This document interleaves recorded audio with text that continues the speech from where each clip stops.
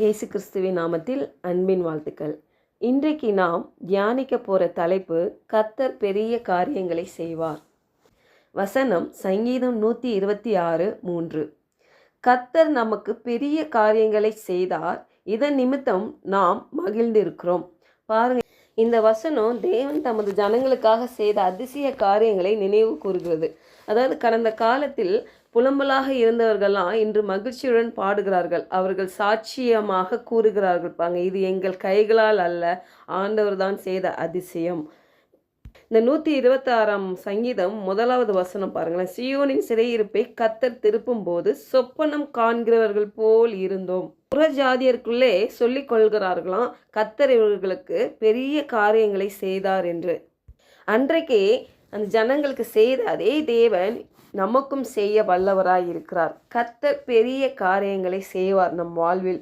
நாம் விசுவாசித்தால் தேவனுடைய மகிமையை காண்போம். இந்த வாக்குறுதியை நாம் எடுத்துக்கொள்ளும் பொழுது அது நிறைவேறுகிறதா இருக்கிறது. தேவன் செயல்படும் போது பாருங்க, மனிதர்களால் இயலாத காரியம் கூட அது சாத்தியமாய் மாறுகிறது.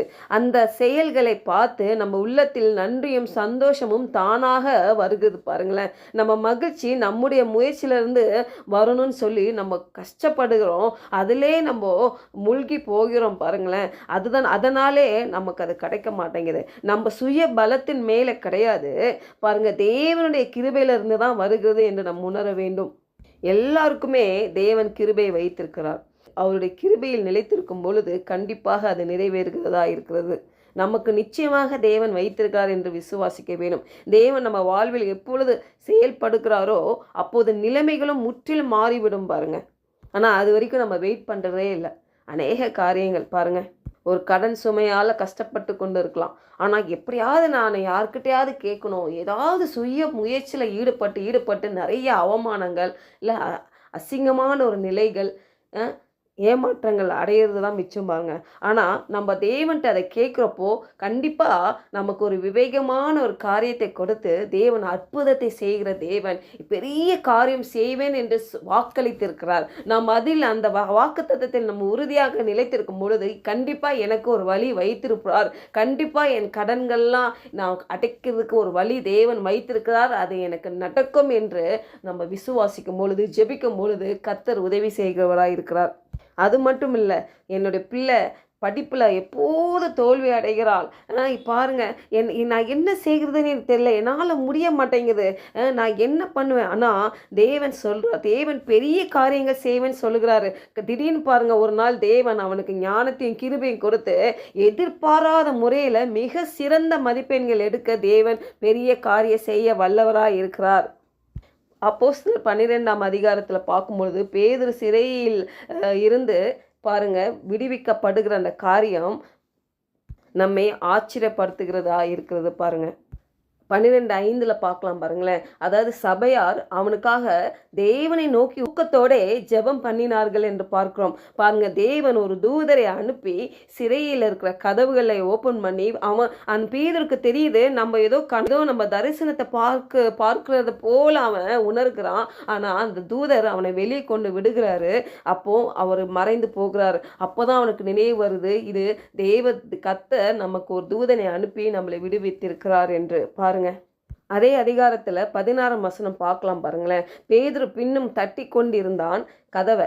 அப்போ அவர்கள் திறந்த போது அவனை கண்டு பிரமித்தார்கள். எவ்வளோ நல்ல ஒரு ஆழமான ஒரு வார்த்தை பாருங்க. திறந்த போது என்ன ஆகுதான், பார்த்து அவனை கண்டு பிரமித்தார்கள், ஆச்சரியப்பட்டார்கள். இப்படிப்பட்ட காரியத்தினால நம்மளை நிரப்புவேன் என்று சொல்லுகிறார்.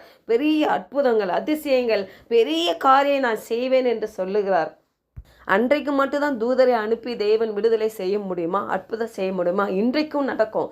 கண்டிப்பாக தேவன் ஒரு பெரிய பெரிய காரியங்களை செய்வார். பாருங்க, நம்மளுக்கு தேவ தூதர்களை அனுப்புவார், வழிகளெல்லாம் பாதுகாக்க அவங்களை நடத்துவார், நம்மை நடத்துவார். பாருங்க, நம்ம தேவைகளை சந்திப்பார், சரித்திருக்க பிரச்சனைக்கு ஒரு விடுதலையை கொடுக்க வல்லவராக இருக்கார், பரிபூர்ண சுகத்தை கொடுப்பார், பெரிய காரியம் இந்த மாதத்தில் செய்வார் என்று நாம் விசுவாசிக்கும். நம்ம வாழ்வில் எப்பொழுது செயல்படுகிறாரோ அப்போது நிலைமைகள் முற்றிலும் மாறிவிடும். அழுகை ஆனந்தமாகும், தோல்வி வெற்றியாகும், இயலாததுக்கு சாத்தியமாகும். நாம் ஜெபித்து காத்திருக்கும் விஷயத்தில் தேவன் நமக்கு ஆச்சரியமான பதிலை தருவார்ப்பாங்க. அந்த சாட்சி நமக்கே அல்லாமல் மற்றவர்களுக்கும் தேவனை மகிமைப்படுத்த வைக்கும்பாங்க.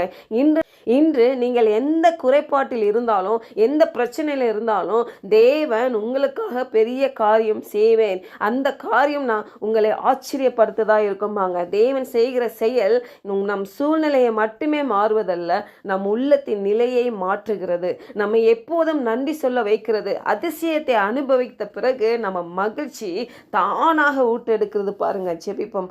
அன்பின் தகப்பனே, என் வாழ்க்கையில் எந்த பிரச்சனை எவ்வளவு பெரிதாக தோன்றினாலும் அதை மாற்றி மகிழ்ச்சியாக்கக்கூடிய தேவன் என்னோடு கூட இருப்பதற்காக உம்மை துதிக்கிறோம் ராஜா, ஸ்தோத்திரிக்கிறோம். கர்த்தர் எனக்கு பெரிய காரியங்களை செய்வீர் என்று விசுவாசித்து இயேசுவின் நாமத்தில் ஜெபிக்கிறேன் நல்ல பிதாவே, ஆமென்.